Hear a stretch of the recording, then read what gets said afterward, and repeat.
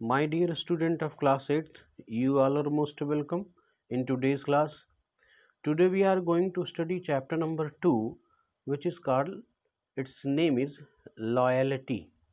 Loyalty क्या होती है? मतलब अपने किसी सीनियर के प्रति, अपने राजा के प्रति, अपने टीचर के प्रति ईमानदार होना, निष्ठावान होना, ये हमारी एक लॉयल्टी है। तो इसी टॉपिक पर बेस्ड है ये पूरी हमारी कहानी। दरअसल इस कहानी में है क्या कि एक जंगल का राजा है, king of a jungle.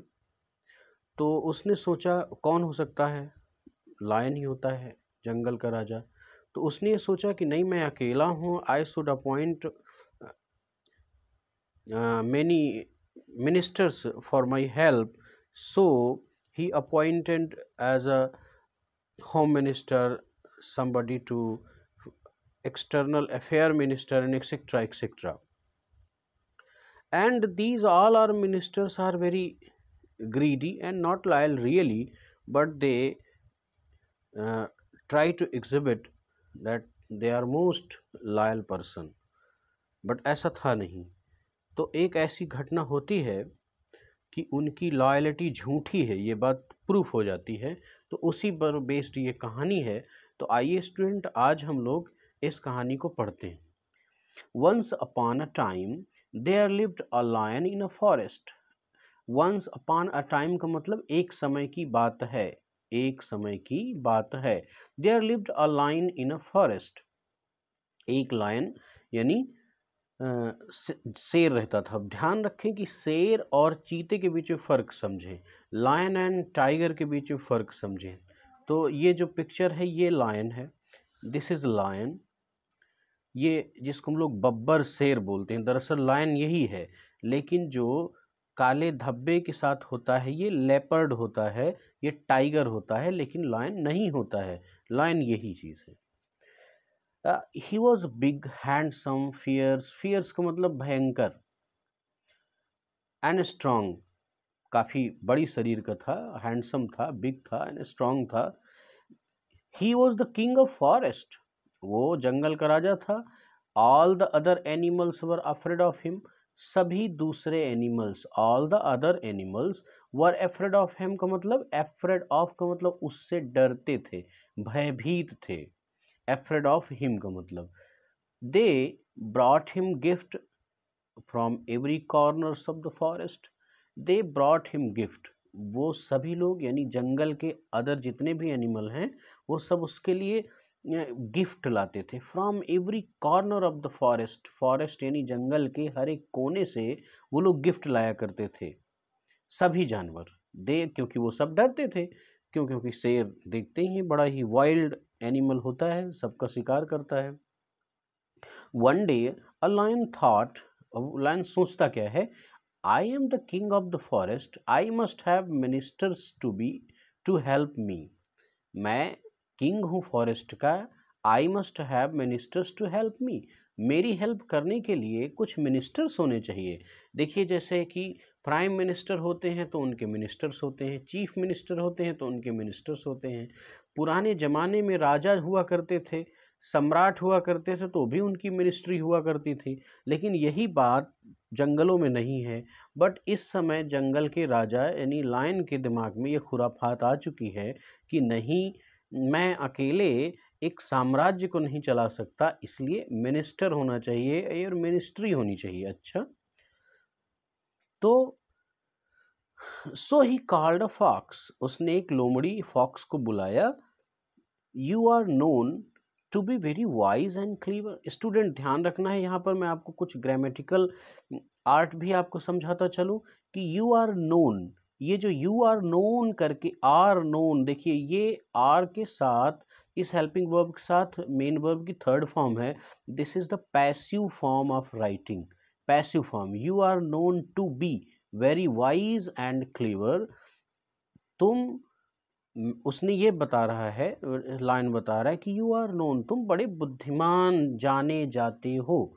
Wise बुद्धिमान एंड क्लीवर चतुर जाने जाते हो। तो ये जो यू आर नोन शब्द करके आया है, you are known to be very wise and clever, तो ये पैसिव फॉर्म में है, नॉट अ एक्टिव फॉर्म में। तो ये भी आप समझ लें। I want you to be my home minister, मैं तुम्हें अपना होम मिनिस्टर अपॉइंट करना चाहता हूँ। I want to be my home minister. I thankful to you for giving me this honour. अब ये कह रहा है योर मजिस्ट्री।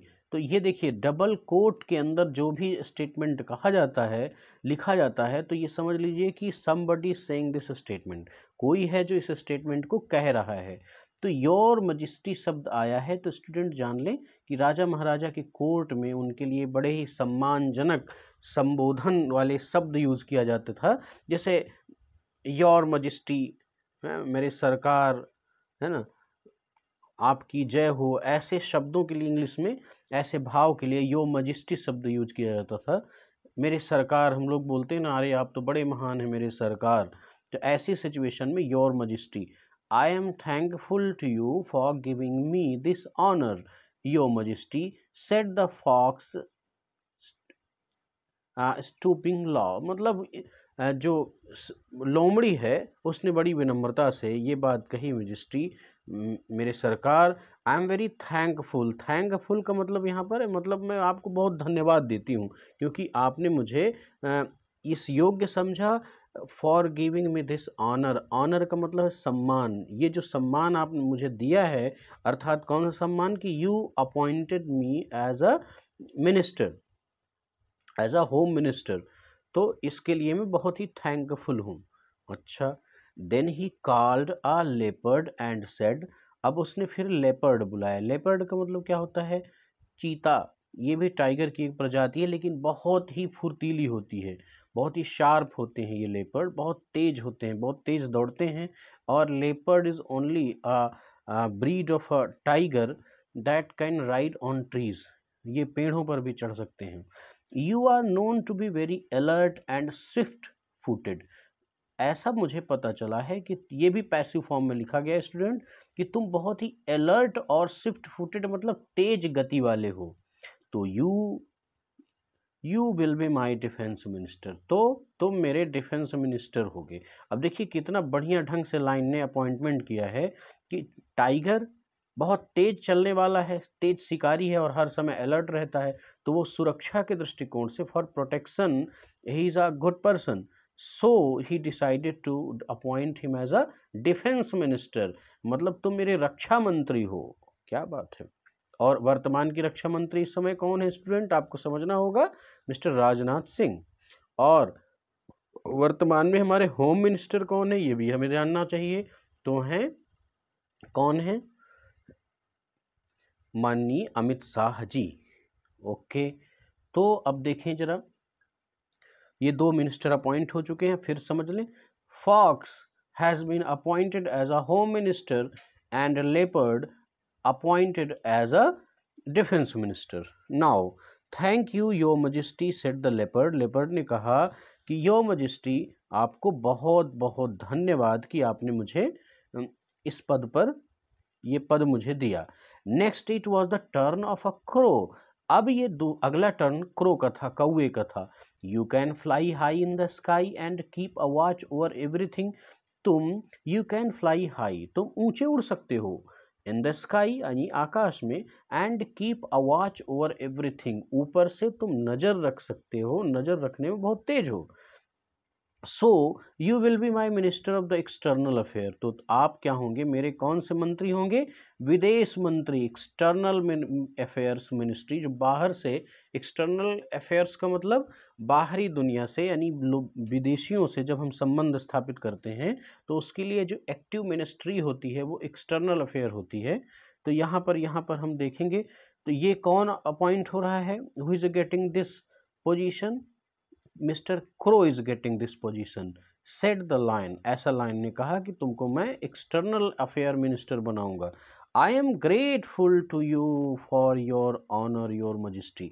देखें स्टूडेंट, यहाँ पर ग्रेटफुल शब्द आया है, मैं आपका ग्रेटफुल मतलब आपका बड़ा आभारी हूँ, यहाँ पर ये शब्द यूज किया, जैसे ग्रेटिट्यूड शब्द होता है ना, वैसे ही ग्रेटफुल। अब समझें कि कोई, किसी व्यक्ति ने आपकी बड़ी इज्जत कर दी, आपकी मदद कर दी, तो आप अभिभूत हो गए उसके प्रति, तो आभार जब व्यक्त करते हैं तो वैसे स्थिति में थैंकफुल शब्द, ग्रेटफुल शब्द, ग्रेटिट्यूड ऐसे वर्ड्स का यूज़ होता है। इसीलिए मैंने इसको सर्किल किया कि मैं आपको ये बात समझाऊं। किसी के प्रति आभार व्यक्त करते समय हम कृतज्ञता के भाव से इन शब्दों का प्रयोग करते हैं। I am grateful to you for your honour your majesty. ये कौन कह रहा है? यानी आपने जो मुझे सम्मान दिया है उसके लिए बहुत ग्रेटफुल हूँ। Said the crow in a sweet voice. बड़ी ही मीठी आवाज में क्रो ने ऐसा कहा। The three minister swore. Three minister, swear का सौर होता है, सौर मतलब कसम लिया, ये स्वेर का सेकेंड फॉर्म है। टू रिमेन लॉयल, किस चीज़ के लिए कसम ली ये ध्यान रखना है। टू रिमेन लॉयल, सदैव निष्ठावान बने रहने के लिए, लॉयल बनने के लिए, बने रहने के लिए उन लोगों ने कसम ली। किसके लॉयल रहेंगे? टू द किंग, राजा के अर्थात लायन के लॉयल बने रहने की कसम उन्होंने ली। And in return the lion promised to give them food and protection. और उसके बदले में उन मंत्रियों को राजा क्या देगा? उनको फूड देगा बिना किसी मेहनत के, और सुरक्षा भी देगा, प्रोटेक्शन भी देगा। अर्थात लायन ने ये निश्चित किया कि मैं शिकार करूंगा और शिकार करने के बाद आपको भी दे दूंगा और मैं भी खाऊंगा, तो इससे दोनों लोगों का काम चलेगा। आप हमारे मिनिस्ट्री को संभालिए, आपको कोई मेहनत नहीं करनी है। The ministers followed the king. The ministers followed the king.